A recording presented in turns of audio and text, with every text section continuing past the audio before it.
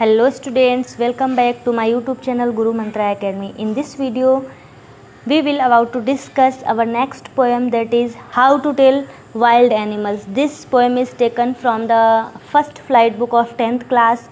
This poem is composed by Caroline Bell. So let's start to the poem. In the poem, the poet has explained the characteristics of various wild animals in a very funny way. She has used language in a way that it generates humor. इस कविता में writer ने बहुत सारे wild animals की characteristics को describe किया है, वर्णन करा है बहुत ही फ़नी तरीके से। शी हैज़ यूज्ड लैंग्वेज, और उन्होंने जो लैंग्वेज यूज की है इस तरह से रिप्रेजेंट किया है उसे कि आपको वो सुन के पढ़ के बहुत ही ह्यूमर क्रिएट होता है, एक हंसी आती है आपको। She is introducing the reader to various kind of wild animals like Asian lion, Bengal tiger, bear etcetera. और इस कविता में जो कवि हैं उन्होंने बहुत सारे वाइल्ड एनिमल्स को इंट्रोड्यूस किया है, जैसे कि Asian lion, Bengal tiger, bear, इसी तरह के और भी एनिमल हैं। Explaining each of the animal in a very humorous way, और प्रत्येक एनिमल को बहुत ही ह्यूमरस तरीके से एक्सप्लेन किया है, डिस्क्राइब किया है। So let's move to the first stanza. The first stanza of the poem is if ever you should go by chance to jungles in the east, and if there should to you advance a large and tawny beast, if he roars at you as you are dying, you will know it is the Asian lion। जो कवि है वो कहता है कि कभी ऐसा मौका मिले आपको या ऐसी कोई अपॉर्चुनिटी मिले जिसमें आपको ईस्टर्न के जंगल में जाना पड़े, यानी कि जो ईस्ट में जंगल्स हैं उनमें अगर आपको जाने का मौका मिलता है, and if there should to you advance, तो आपको वहाँ पे पहले से ही a large and tawny beast, यानी कि बहुत ही बड़े बड़े और ब्राउन, येलोइश ब्राउन कलर के आपको बीस्ट मिलेंगे, एनिमल मिलेंगे। If he roars at you, और यदि वो एनिमल तुम्हारे ऊपर दहाड़ता है, चिल्लाता है, एज यू आर डाइंग, तो बस डर की वजह से तुम क्या हो जाओ, मर जाओ। यानी कि जब वो तुम्हारे ऊपर दहाड़े तो बस डर की वजह से तुम्हारी जान ही निकल जाए। You will know it is the Asian lion, तो आप समझ जाना कि ये क्या है, वो एनिमल जो है वो एशियन लायन से। It means this is the identification of that animal, कि आप पहचान जाओगे कि वो कौन सा एनिमल है। So in these lines the poet is telling to the readers how they can recognise various animals in the jungles of the east. So in the first stanza she says that if the reader comes across an animal whose skin is yellowish brown in color, and if it rear at him so strongly that he can die out of fear। I hope कि आपको पहला stanza समझ में आ गया होगा। Let's move to the second stanza, that is और if some time when roaming round a noble wild beast greets you with black stripes on a yellow ground, just notice if he eats you। This simple rule may help you learn the Bengal tiger to discern। आगे कभी कहता है कि अगर कभी आप कभी किसी जंगल में जाते हैं, किसी फॉरेस्ट में जाते हैं, वहाँ पे अ नोवेल वाइल्ड बीस्ट ग्रीट्स, यानी कि कोई ऐसा एनिमल जो कि आप बहुत बड़ा सा एनिमल जो कि क्या करता है, आपको ग्रीट मीन्स होता है वेलकम करना, स्वागत करना, आपको वेलकम करता है, आपका स्वागत करता है विद ब्लैक स्ट्राइप्स। और जो उसकी अपीयरेंस है, जो उसकी जो लुक है वो कैसा है, black stripes on yellow ground, यानी कि जो सरफेस है उसकी स्किन, उसकी बॉडी का जो सरफेस है दैट इज़ येलो कलर का है, और उसके ऊपर ब्लैक कलर की स्ट्राइप्स है, यानी कि ब्लैक कलर की लाइनिंग है, स्पॉट्स हैं। Just notice if he eats you, और बस you will have to notice, you will have to observe this that at once he eats you, कि तुरंत वो तुम्हें नोटिस करना है इस बात को कि वो तुरंत तुम्हें खा जाता है। दिस सिंपल रूल में हेल्प यू, बस ये एक क्या है, एक आइडेंटिफिकेशन है, एक कह सकते हैं रिकग्निशन है कि आप पहचान जाओगे the Bengal tiger to discern, यानी कि जो वो एनिमल है वो क्या है, बंगाल टाइगर है, यदि वो तुम्हें खा जाएगा। आप देखो पहली वाली जो लाइन्स थी उसमें क्या कहा था कि जो एनिमल है वो तुम्हारे ऊपर सिर्फ रोर करेगा, दहाड़ेगा, खाएगा नहीं आपको। लेकिन इसमें क्या है कि आपको ये देखना पड़ेगा कि अगर वो आपको खा जाता है तो ये कौन सा एनिमल होगा, बंगाल टाइगर होगा। So in these lines she explains an animal that roams in the jungle and belongs to a royal clan. The color of its skin is yellowish with black stripes। She tells that if you observe, यानी कि you will have need to observe, you will have to notice that he kills you, कि वो तुम्हें मारता है, and eat up, then this means, it means that you have surely, या it means you are 100% sure that that animal is a Bengal tiger, कि वो animal कौन सा है, बंगाल टाइगर है, जो कि आपको क्या करता है, सिर्फ there is only one rule to know the animal, that क्या, just notice if he eats you, कि वो तुम्हें मार के क्या करेगा, खा जाएगा। तो आप समझ जाना कि बंगाल टाइगर है। Let's move to the third stanza. If strolling forth a beast you view whose hide with spots is prepared, as soon as he has leapt on you, you will know it is the leopard. It will do no good to roar with pain, he will only lap and lap again. In lines में कभी कहता है if strolling fourth, strolling means होता है walking casually, यानी कि बस ऐसे ही चलना, वॉक करना। अ बीस्ट यू व्यू, यदि तुम किसी बीस्ट को, किसी एनिमल को वॉक करते हुए, जो कि आगे मतलब वॉक करते हुए जा रहा है, अगर तुम उसे देखते हो, whose hide with spots is peppered, जिसकी हाइड का मतलब यहाँ से है स्किन से, skin of animal, with spots is peppered, जिसे पेपर्ड मीन्स होता है, here it means the spots, यानी कि किसी जो बॉडी होती है उसमें जो स्पॉट्स होते हैं, दैट इज़ पेपर्ड। तो एक ऐसा स्किन वाला एनिमल जिसकी जो स्किन है वो कैसी है, स्पॉट्स है, यानी कि उसकी बॉडी के ऊपर स्पॉट्स पड़े हुए हैं। As soon as he has leapt on you, और जैसे ही तुम उसे देखते हो, यानी कि जैसे ही वो तुम्हें देखेगा, वो क्या करेगा, तुम्हारे ऊपर जंप करेगा, तुम्हारे ऊपर कूद जाएगा। लेफ्ट मीन्स होता है जंप करना, कूदना। आप देखिए यहाँ पे जो स्पेलिंग है लेफ्ट की, दैट इज़ ये है, क्या है, वैसे जो देखा जाए ओरिजिनली जो स्पेलिंग होती है वो क्या होती है, लीप होती है, इसका ये सेकंड फॉर्म लेफ्ट होता है। तो यहाँ पे जो ए है उसको रिमूव कर दिया गया है, राइटर ने हटा दिया है।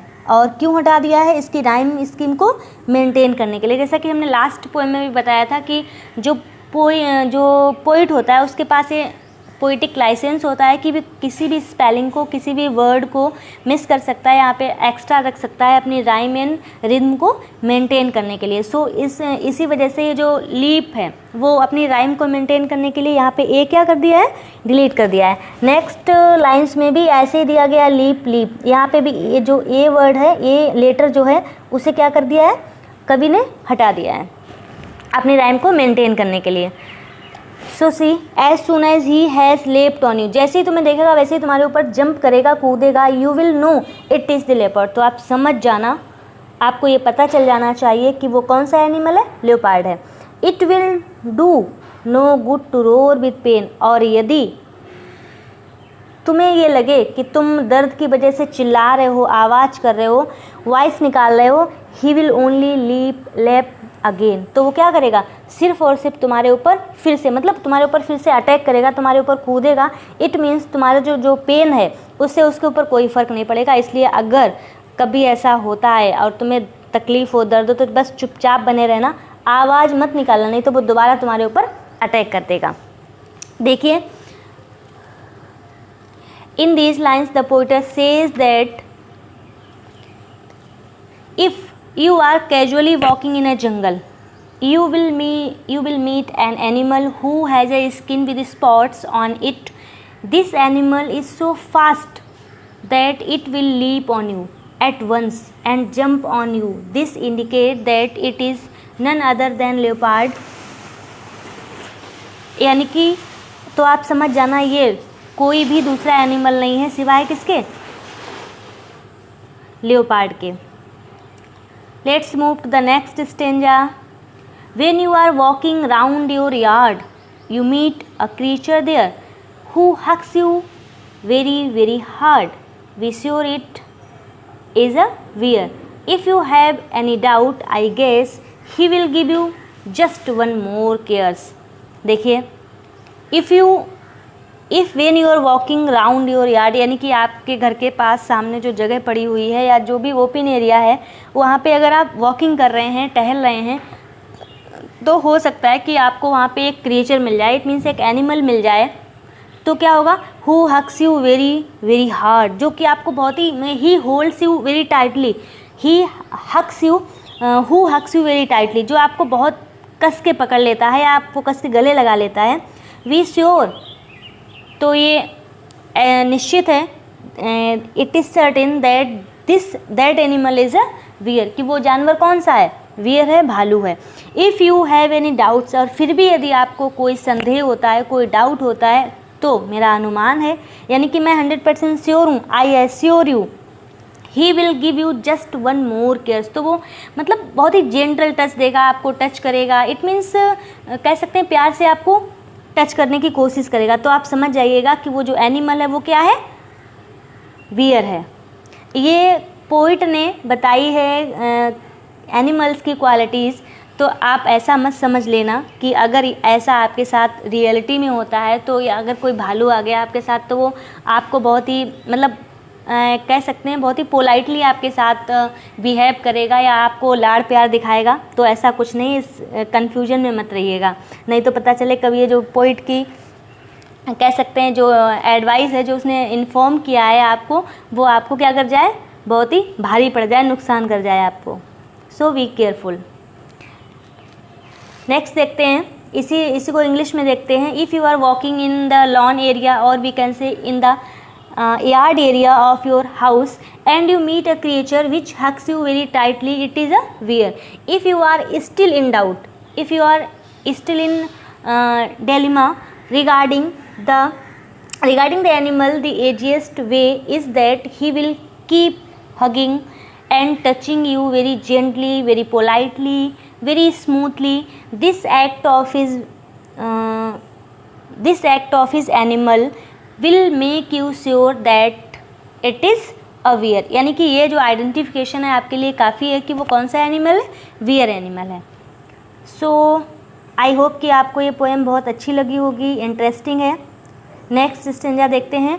दो to distinguish beast of prey a novice might nonplus the crocodile you always may tell from the hyena thus hyenas come with merry smiles but if they weep they are crocodiles. अब देखो इन lines में कभी ने क्या किया, distinguish means होता है differentiate करना, यानी कि डिफरेंस बताना दो चीज़ों के बीच में, दो चीज़ों के बीच का अंतर को समझाना या बताना। बीस्ट ऑफ प्रे मीन्स होता है any animals that hunts other animals for food, यानी कि एक ऐसा जानवर जो कि अपने भोजन के लिए दूसरे जानवर को मार देता है। नोविस मीन्स होता है कह सकते हैं कोई भी नया व्यक्ति जो किसी भी चीज़ से अनअवेयर है, उसको उस किसी भी चीज़ के बारे में कोई भी नॉलेज नहीं है। नॉन प्लस मीन्स होता है कन्फ्यूज्ड, कन्फ्यूजन में होना। देखते हैं दो to distinguish beasts of prey, यानी कि हो सकता है कि कोई ऐसा व्यक्ति हो जो कि ये उन जो एनिमल्स होते हैं, ऐसे एनिमल्स जो कि अपने फूड के लिए दूसरे एनिमल्स को मार देते हैं, उन एनिमल्स को आप ना पहचान पाओ, यानी कि बीट्स ऑफ प्रे को आप ना पहचान पाओ, उन्हें आइडेंटिफाई ना कर पाओ, या हो सकता है आपको उन ऐसे एनिमल्स के बारे में कोई भी नॉलेज नहीं है। अ नोविस माइट नॉन प्लस, यानी कि कोई भी नया व्यक्ति उन एनिमल्स को देख के कन्फ्यूज्ड हो सकता है कि कौन सा एनिमल किस एनिमल को मार के खा जाता है। द क्रोकोडाइल यू ऑलवेज में, आप देखो यहाँ पे द क्रोकोडाइल यू ऑलवेज में, यानी कि जो क्रोकोडाइल होता है वो इस क्रोकोडाइल और हिनास में यहाँ पे क्या किया गया, डिफ्रेंशिएट किया है कवि ने। टेल फ्रॉम द हाइना दस, यानी कि किस तरह से जो हाइना होता है वो क्रोकोडाइल से डिफरेंट होता है, अलग होता है। हेनास कम विद मैरी स्माइल्स, यानी कि जो हेनास एनिमल होता है वो उसके चेहरे पे हमेशा बहुत अच्छी सी प्यारी सी क्यूट सी स्माइल रहती है। But if they weep they are crocodiles, लेकिन यदि अगर कोई ऐसा ही आपको एनिमल दिखे जो कि रोता हुआ हो तो वो क्या होगा, क्रोकोडाइल होगा। यानी कि हाइना और क्रोकोडाइल में जो कि सेम होते हैं, अपीयरेंस में सेम होते हैं, बट उनकी जो क्वालिटीज़ होती हैं जो उनको डिफ्रेंशिएट करती हैं, that is smile and beeping. एक तो रोता है और दूसरा क्या करता है, स्माइल करता है। So in this stanza the poet says that for someone who is new to the job, यानी कि any unknown person, any unaware person, कोई भी ऐसा नया व्यक्ति जो किसी चीज़ के बारे में नहीं जानता है, it will be like a puzzle, तो उसके लिए ये क्या होगा, एक पहेली की तरह होगा। यानी कि उन एनिमल्स को आइडेंटिफाई करना, पहचानना एक पहेली की तरह होगा। To recognise animals that haunt other animal for their food. In these lines the poet tries to help out the readers by telling the difference between two animals. She further tells that hyenas will be smiling face, whereas it is a crocodile, it is always in tears. वो हमेशा रोता रहता है. So next and last stanza देखते हैं. The true chameleon is small, a lizard sort of thing. He has not any ears at all, and not a single wing. If there is nothing on the tree, it is the chameleon you see. देखिए इस इन lines में कभी क्या कहता है, जो poet है वो कह रहा है कि द ट्रू कैमलॉन इज स्मॉल, यानी कि कैमलॉन मीन्स होता है क्या कहते हैं उसको, नहीं पता हिंदी में क्या कहते हैं. दो कैमलॉन होता है वो बिल्कुल लिजार्ड की तरह दिखता है, बिल्कुल छिपकली की तरह दिखता है. And he has not any years at all, और उसके कान भी बिल्कुल नहीं होते हैं. And not a single wing, और ना ही कोई पंख होता है. यानी कि एक ऐसा प्राणी, एक ऐसा कह सकते हैं एनिमल तो नहीं कह सकते हैं उसको, एक ऐसा इंसेक्ट भी नहीं बोल सकते हैं. अरे यार हटो गड़बड़. The true chameleon is small, a lizard sort of thing. He has not any ears at all, and not a single wing. If there is nothing on the tree, it is the chameleon you see. कभी इन lines में कहता है कि जो कैमलॉन होता है वो बहुत ही स्मॉल होता है, बिल्कुल छिपकली की तरह, लिजार्ड की तरह दिखता है. यानी कि एक तरह से कैमलॉन और लिजार्ड जो हैं सिमिलर होते हैं, उनको आइडेंटिफाई करना it's a very difficult thing. And not a single, और जो कैमलॉन होता है उसके ईयर भी नहीं होते हैं और ना ही कोई पंख होता है.